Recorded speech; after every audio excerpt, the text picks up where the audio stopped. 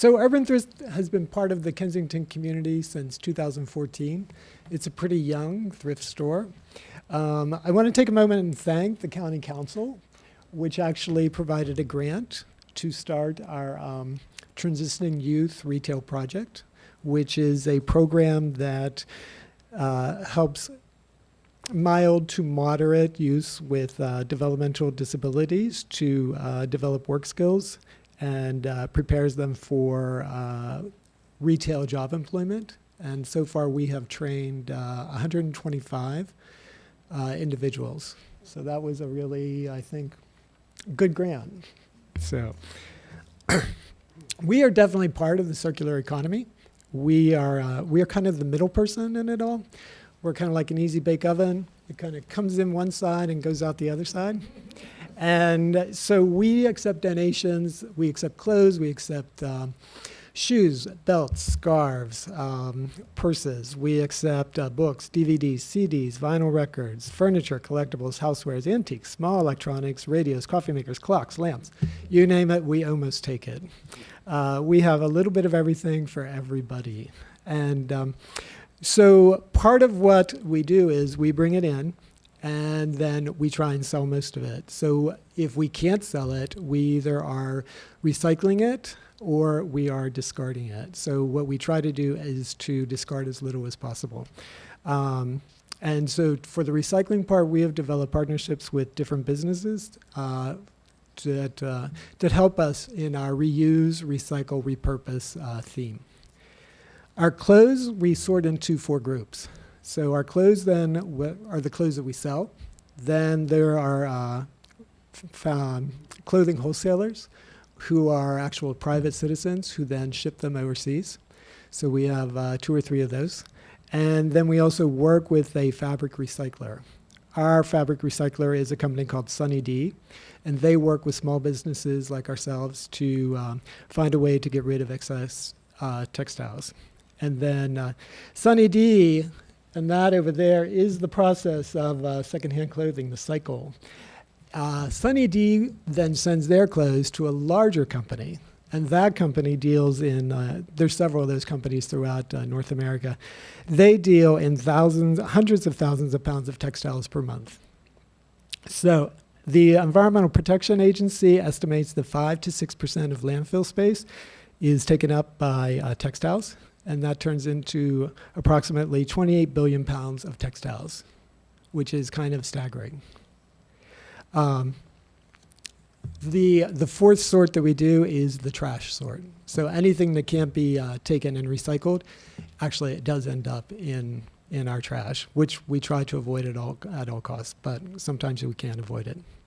Our last fiscal year, we recycled approximately 30,000 pounds of clothes, linens, handbags, and belts, which we don't make much money from.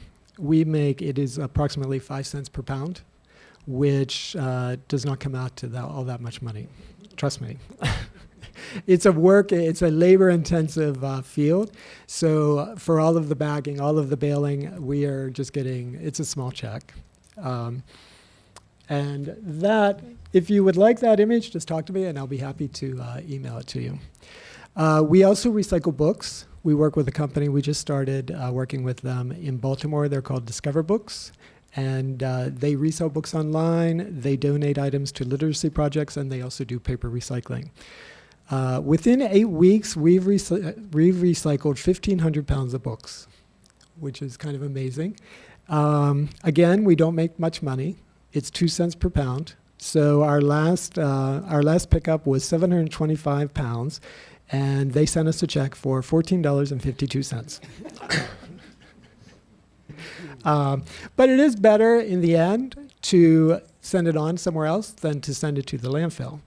And for that, it's a very, very simple, easy thing. We just throw them in a bin, they come and they pick them up. So we also work with a local company to do leather goods, and they are called Ecodomo. Not sure if you know about them. They create some really beautiful, unique decor pieces like wall panels and cabinetry facades. And so they buy bulk belts from us, and then they rework them, they treat them, and then they put them on their products. And we would love to develop partnerships with other creative businesses, artisans who are looking for bulk products to purchase. We're happy to try and help you out. And finally, we do utilize the county transfer station when we need to, and those are for larger items like metal furniture, humidifiers, etc.